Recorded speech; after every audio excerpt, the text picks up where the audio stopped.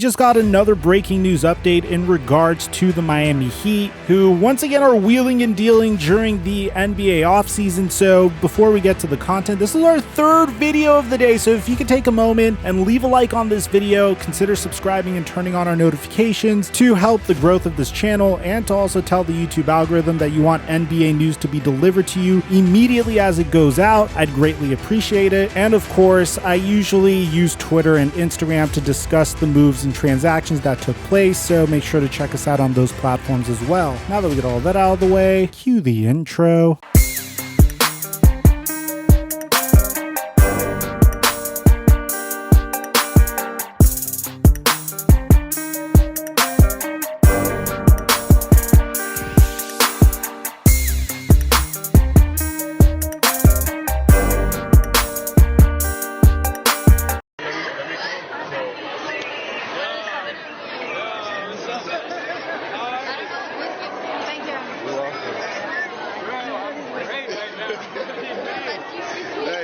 He says you Jimmy, he's your favorite player, so hey, go put a shirt on. I'll call you later. All right, man. All right. I'm so sorry. Hopefully I made your day. Mic check 1 2 1 2. What's going on, everybody? The Miami Heat have a history of being not only a unique organization that doesn't necessarily target like the top free agent in each and every free agency class, except for one particular free agency about 11 years ago, but they kind of pivoted as a cultural destination that not only is a great place to live, because Miami is an awesome place to live with great tax benefits if you happen to be a superstar that lives there, with an awesome nightlife that probably is the best nightlife out of every single state in the United States, but also a world-class organization that will make sure that you are in perfect shape and you are committed to the brand. My favorite example of this is the way Pat Riley treated Dion Waiters. When Dion Waiters first showed up to the Miami Heat, he was a little stumpy and overweight. Then the Miami Heat put him on this diet and he had the best season of his career. And then after a while, when Dion Waiters got into some issues with edibles, they eventually cut him.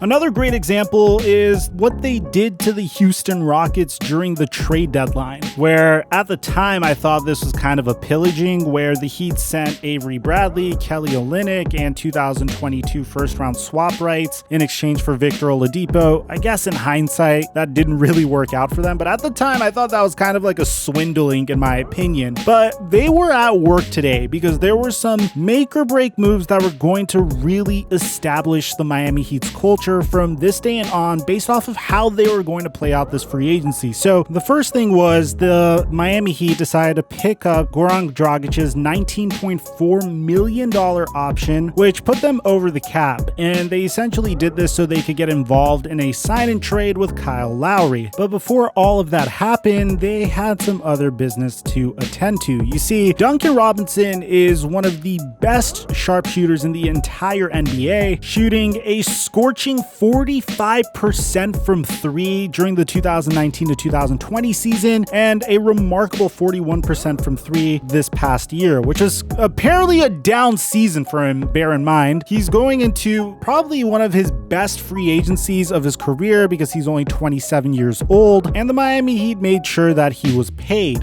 According to Adrian Wojnarowski, Duncan Robinson, host of the Long Shot podcast, has agreed to a 5-year, $90 million contract to stay with the Miami Heat, which is the largest deal ever for an undrafted player. Also includes an early termination option after the 4th year. But that wasn't all, because they signed their superstar wing, Jimmy Butler, to probably one of the craziest contracts that I've ever seen. So we're going to pivot to Champ Sharanya here. NBA All-Star Jimmy Butler is expected to agree to a maximum contract extension with the Miami Heat when the league year opens on August 6th. So technically that hasn't kicked in yet, but Butler's max contract is expected to be in the 4 years and in the excess of $184 million.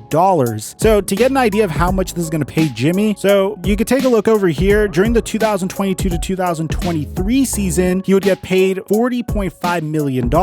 When he turns 34, he's going to get paid $44 million.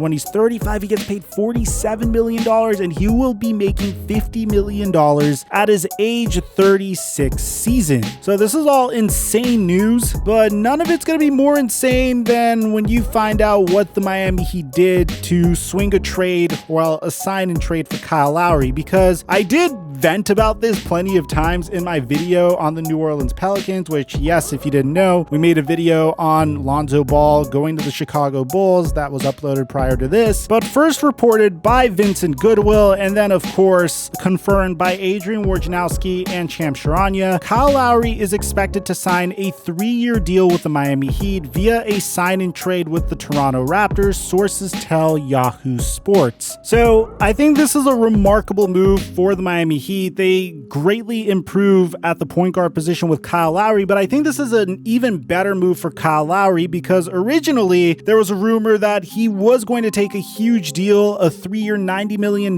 deal with the New Orleans Pelicans to pretty much be the quote-unquote Chris Paul of the New Orleans Pelicans, which, with all due respect, nothing against Kyle Lowry, I think you're great, but I think that's kind of an insult to Chris Paul. I feel like Chris Paul was a glove-in-hand fit with the Phoenix Suns. The Phoenix Suns desperately needed a playmaker. They had a lob threat in Ayton. They had multiple 3-and-D scorers in Jay Crowder and Mikal Bridges, and they had a bucket getter in Devin Booker. I don't think this is the same situation, with all due respect. But in this scenario, Kyle Lowry also gets to go to a team that is one of my favorites to contend in the East. I know everyone is thinking that the Brooklyn Nets are still the team to beat in the Eastern Conference, or the Milwaukee Bucks are the team to beat, but I always had respect for how deep the Miami Heat are. They didn't have to give up Tyler Hero. They didn't have to give up Duncan Robinson. They still have Bam Adebayo and Jimmy Butler and Kendrick Nunn. This is still an extremely deep team. Of course, I don't really know the details of the sign and trade thus far, and I hope to get that for you guys very soon, and I'll either update you guys here or on Twitter or on Instagram or in the comment section, in the pinned comment section once I get it. Well, this is just a masterful move for both Kyle Lowry and the Miami Heat because Kyle Lowry doesn't really need to sacrifice anything here. He doesn't have to take an inflated contract to be with a team that has yet to make it to the NBA playoffs or play for an organization which, with all due respect, the Pelicans organization clearly has no idea what they are doing. He gets to go to Miami, a great place to play your final years in, your final good basketball years in, potentially win another championship after having a storied 9-year career for the Toronto Raptors. I think he played this entire situation out masterfully, and I couldn't be more happy for him. And just as we were approving this video, and since this video is significantly later than I would have liked to get you guys this news, so I apologize,